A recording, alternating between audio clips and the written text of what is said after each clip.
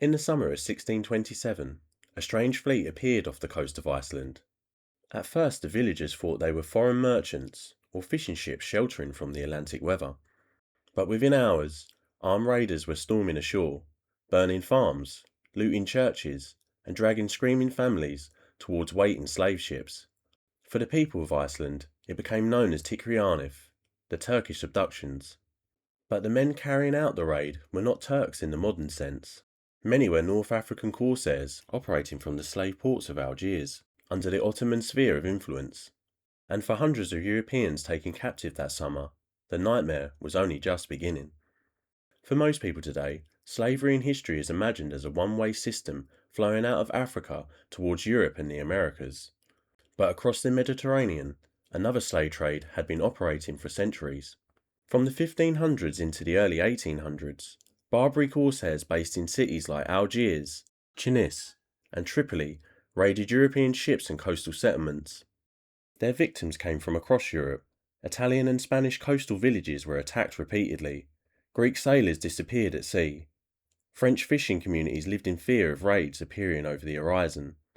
Even people from England and Ireland were carried away into captivity. In some regions, entire communities began abandoning the coastline altogether. The Iceland raid was one of the furthest reaching attacks of them all. Iceland sat isolated in the North Atlantic, far from the Mediterranean world where these corsairs normally operated.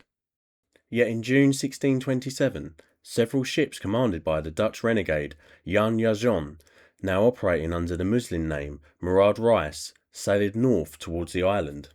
Janszoon himself embodied the violent frontier of the era. Originally a Dutch pirate, he had converted to Islam after being captured, and later joined the corsairs of Algiers, eventually becoming one of their most feared captains. The first attack struck Iceland's eastern coast. Villages were looted, prisoners were seized. Then the corsairs moved westward towards the Vestamagir Islands off Iceland's southern coast. There the real horror began. Homes were set on fire, while panicked islanders tried to flee across the volcanic landscape. The raiders hunted them down methodically, tying captives together and forcing them towards the ships. Contemporary Icelandic accounts describe scenes of chaos. Children separated from parents, elderly people beaten in the streets, churches stripped bare. Around 400 people were captured overall, an enormous number for Iceland's tiny population at the time. The prisoners were then transported thousands of miles south to the slave markets of Algiers. Some died during the voyage, others were sold almost immediately after arrival. Captives could end up as galley rowers chained to oars, labourers in quarries and dockyards, household servants, or slaves within elite households. Wealthier prisoners might eventually be ransomed if relatives or governments could raise enough money, but for poorer captives, freedom was far less likely.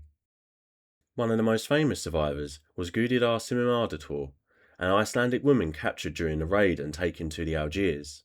She spent years in captivity before eventually returning to Iceland. By then, she had become a living symbol of tragedy.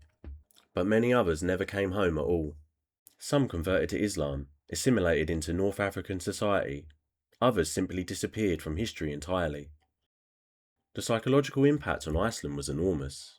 The island had little military protection and almost no experience with large-scale foreign attacks.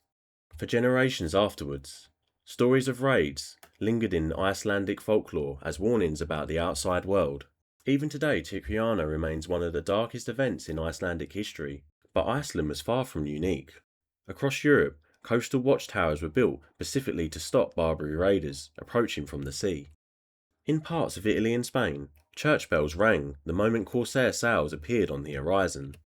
Some historians estimate that more than 1 million Europeans may have been enslaved into North Africa between the 16th and 19th centuries, though exact numbers remain debated. The story also reveals something uncomfortable about history itself. Slavery was never confined to one people, one continent, or one direction. Throughout history, human beings repeatedly enslaved whoever they could capture, across religious lines, ethnic lines, and continents. The Mediterranean during this period was not simply a border between Europe and Africa. It was a violent frontier where piracy, religion, empire, and slavery collided constantly. And in 1627, that frontier reached all the way to Iceland. A remote island near the Arctic Circle suddenly became connected to the slavery markets of North Africa through terror, piracy, and human trafficking. For the people dragged aboard those ships, the world they knew disappeared beyond the horizon, replaced by chains, foreign cities, and an uncertain fate thousands of miles from home.